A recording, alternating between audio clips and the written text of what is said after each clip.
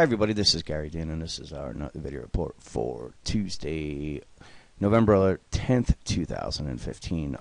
Really kind of a nothing day. What we noticed was the bulls never took out yesterday's lows. I said that was going to be an important part for, the bears never took out yesterday's lows, and that was going to be important to see some follow through. Now, can this just be some kind of bounce before they take them out? Absolutely. It would actually make more sense since we still haven't made it down to the 23% retracement, which is a typical, just retracement after extended move.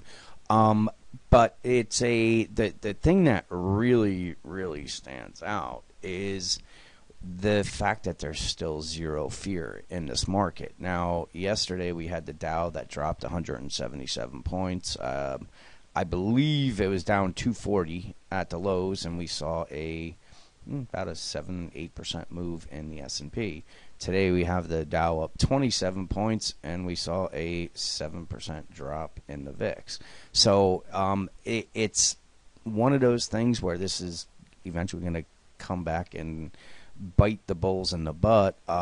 It's just a matter of when and what's the format that it happens. But when you have no fear in the market, and we're still not at any kind of all-time highs, it's not a good thing. And like I said, just if we just did a wave count part, this is a daily chart on the S&P. This is just your 1, this is your 2, this is your 3. We would now be making some type of wave 4, and that's why I was saying a 23% retracement would make the most sense, and it still does. And then if we made a wave 5 and just kind of made a double top or something to that extent, or even broke a little bit above it, the part that nobody's really paying attention to is this is some type of wave 5 of a 5, and that's going off of the rally from going into the the 2009 lows. So it everybody does pile in, and it's usually pretty much when big reversals happen, like everybody did here. This has been extended. Nobody believed in it, and it continued higher. Now everybody believes in it, and it's really going to be when that final wave is up, and then we're going to get a larger pullback. So I'm not 100% sure how this plays out. Are they going to do a normal retracement to the 23% retracement level? You can see that the bulls are buying right before the moving average, but this is still in a bearish cross, and that's just another thing that nobody's really paying any attention to. And it's not, there's no I guess really I'm not really hearing a normal bulls cheer lead going.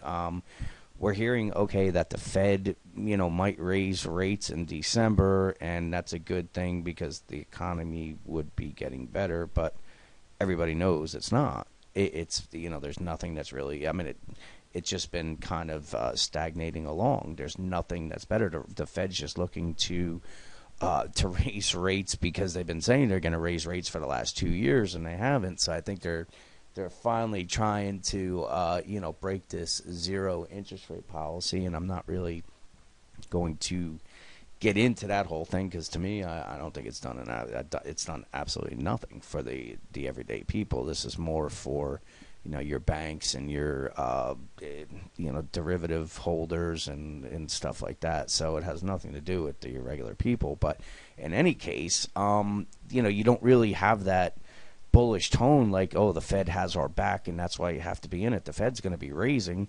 You can't look at and say the economy is doing really well and that's why so there's a kind of a confusing little tone to some of the people that I read where they're not really too sure. Wave counters, the bullish ones are saying this is the wave 5 of a wave 5. So it's that's not something that you really want to be diving into, and that's more of a long-term view, which I don't know how that plays out. But if we're looking at that, it means that the drop that we had, if this is going to be some type of wave 5 of wave 5, and this drop it may not be in this format straight down, but it's going to be a lot deeper than this. So again, that's long term. I'm not really worried about that.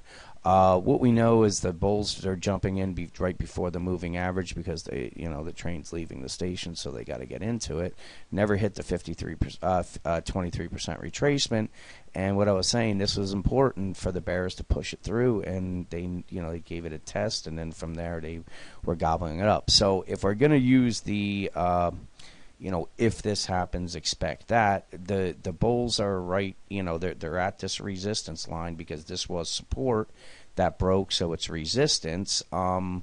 It doesn't really seem like it's in a gobble up format because we're kind of still just hovering right here, so we could be making some type of bear flag, and then that would be the move down to the 2059. If they can continue higher, then what I'm thinking is the next move they're going to be coming up and testing this 2093 level. So if they can break through here and make it stick, then most likely, well, we have some resistance right here at 2087. So anywhere from the 2087 up to the 2093 would be what would you want to watch. And if I just draw some fib lines so we can take a look at where those targets are. What you'll see is that we have, anywhere between the 2092 is a moving averages. These crossed, and that's also a 50% retracement, so I would keep an eye on that. That's only 11 points higher than where we are.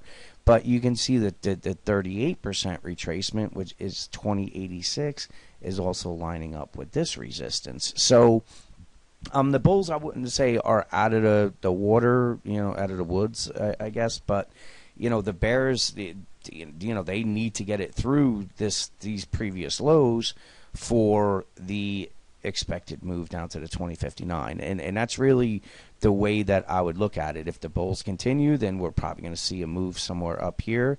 If these lows are taken out, then bare minimum, I would be anticipating the 2059 to come into play, and would make even more sense if we got down to this 2040. So let's see what plays out tomorrow, and have a great night.